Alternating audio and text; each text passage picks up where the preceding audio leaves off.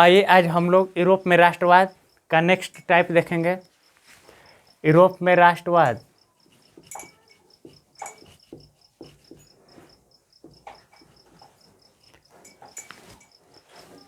Louis 18वां तक था। Louis 18वां की मृत्यु 1824 में हो गई। इसके बाद इसका चचेरा भाई चार्ल्स 10वां यहाँ का शासक बना। चार्ल्स 10वां जब यहाँ का शासक बना तो इसने पोलेगनी को अपना प्रधानमंत्री बनाया।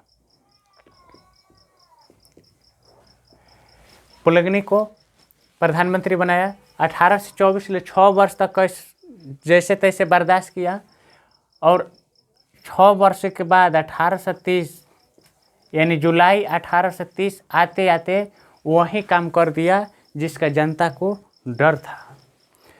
आते आते 1823 में इसने विशेषाधिकार वर्गों को फिर से प्रस्तावित कर पारित कर दिया, यानी कि पुनः विशेषाधिकार वाले लोगों को अधिकार दे दिया। विशेषाधिकार आप लोग जानते हैं, विशेषाधिकार वर्ग और सर्वसाधारण वर्ग था।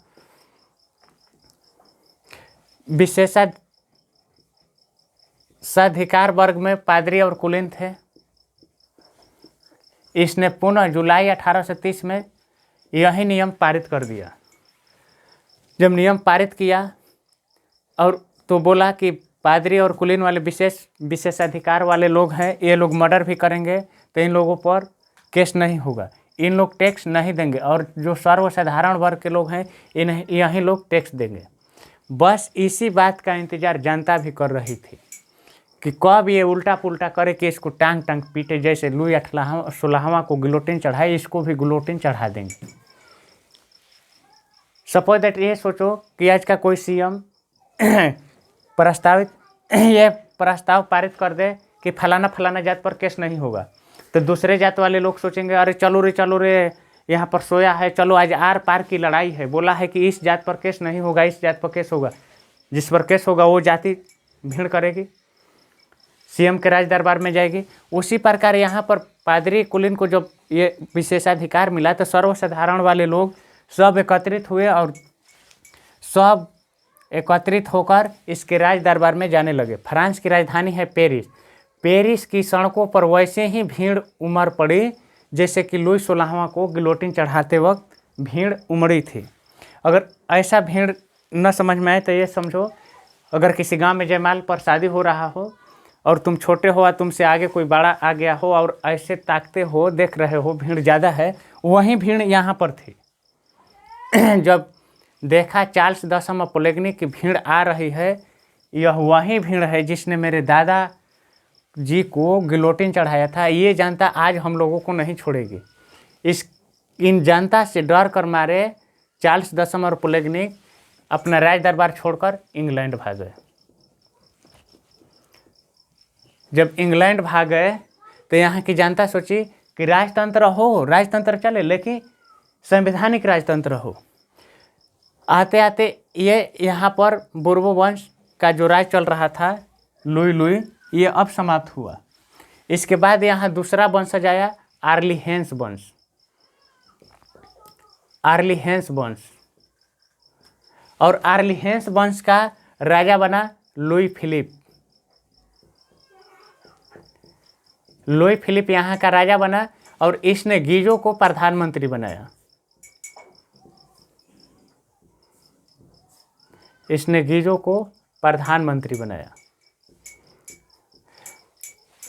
गीजो और लुई फिलिप ये लोग इन पीछे वाले समय को देखते हुए ये लोग जान रहे थे कि अगर विशेषाधिकार लाएंगे तो जनता हम लोगों की वही हाल करेगी जो चार्ल्स 10वां और पोलेगनी और लुई 16वां की। तो इन लोगों ने अमीरों के लिए कोई नियम नहीं बनाया, परंतु अंदर ये गरीबों को इतना सताए, मतलब कि अमीरों पर इतना ध्यान देते गए कि अमीर वर्ग और अमीर होता चला गया और गरीब वर्ग पुनः गरीबी में जूझता गया। इसके 18 वर्ष बाद लगभग 1848 में फ्रांस में इतनी भूखमरी बेरोजगारी हो गई कि जनता त्रस्त हो गई लुई फिलिप से। फिर 1848 में आते आते वही भीड़ जो इसमें हुआ था सर्वसाधारण वाले पेरिस की सड़कों पर भीड़ जमा करके जा रहे थे, वही भीड़ पुनः 18 वर्षों बाद यानी 1848 में लगी। और जनता का उमाड़, जब जनता गई तो जनता का रुआब देख करके फिर लुई फिलिप और गीजो, ये दोनों भी जनता का रिएक्शन देखकर अपना देश छोड़कर यानी फ्रांस छोड़कर इंग्लैंड भाग गए।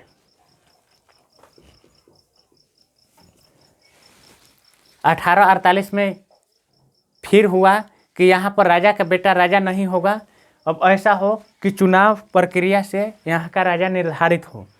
तो यहाँ चुनाव प्रक्रिया हुई तो पुनः यहाँ का राजा बना नेपोलियन बोनापार्ट का चचेर भतीजा है नेपोलियन III।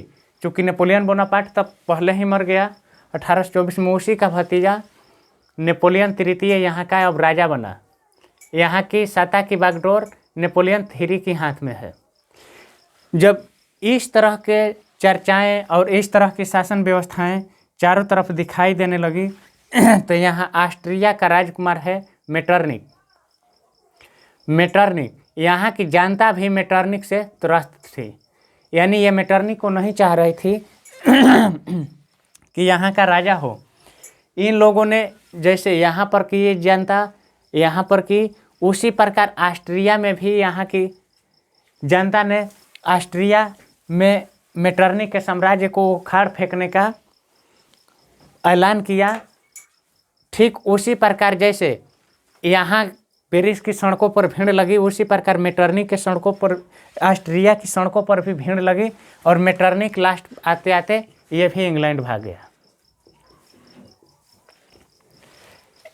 हम समझ रहे हैं कि दिमाग में ये आता होगा कि सारे राजा इंग्लैंड भाग क्यों रहे हैं।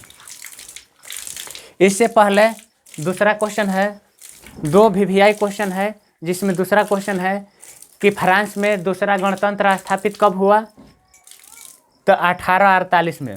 पहला किसने स्थापित किया, तो नेपोलियन बोनापार्ट ने 1815 से पहले किया। और मेटरनिक 1815 वाटरलू के युद्ध में नेपोलियन बोनापार्ट को हराया। और 1815 से जितने भी ये देश हैं इन सभी पर इसी का रुआब है, इसी का रुतबा है। 1848 आते आते नेपोलियन के साम्राज्य को ख़त्म कर मेटरनिक भी 48 में अपना देश छोड़कर भाग गया। यानी कि मेटरनिक ने 1815 से 1848 तक जो शासन व्यवस्था किया और नेपोलियन द्वारा गणतंत्र स्थापित व्यवस्था को उखाड़ फेंका, उसी को मेटरनिक युग कहते हैं। दूसरा VVI क्वेश्चन, 1848 में दूसरा बार गणतंत्र फ्रांस में लगा और 1815 से 1848 को मेटरनिक युग कहते हैं। अब आप लोगों का क्वेश्चन है कि सब राजा इंग्लैंड क्यों जा रहे थे, तो इंग्लैंड में संवैधानिक राजतंत्र था। यहाँ राजा का बेटा राजा थे बट एक नियम कानून से चल रहे थे और यहाँ के सभी राजाओं को इज्जत प्रतिष्ठा मान सम्मान दिया जाता था। ये उसी प्रकार की बात है कि बिहार में चारों तरफ कोचिंग हो रही है और एक चारों तरफ पूरा पैसा भी लिया जा रहा है, और जिस कोचिंग में पूरा पैसा लिया गया हो और वहाँ पर सिलेबस पूरा ना हो तो सब लड़के टीचर को गाली देंगे, बोलेंगे टीचर का मोटरसाइकिल उखाड़ो रे, खिड़की उखाड़ो रे, बिस्तर फेंको रे, जितना सब बैठने वाला है इधर उधर उलट पुलट करेगा तो मास्टर भागेगा।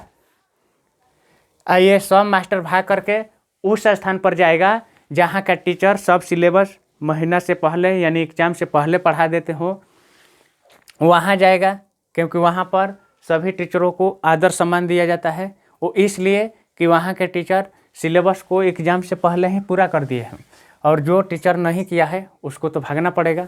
लड़के उखाड़ फेंकेंगे, खिड़की फेंकेंगे, टेबल फेंकेंगे, मास्टर की मोटरसाइकिल का चक्का खींचेंगे, ये करेंगे। इसलिए ये सभी राजाएं इंग्लैंड भागे जा रहे थे। अब अगला पार्ट में 2 ही चैप्टर है, इटली का एकीकरण और जर्मनी का एकीकरण, और 2 वीडियो आते आते आप लोगों का यूरोप में राष्ट्रवाद समाप्त हो जाएगा।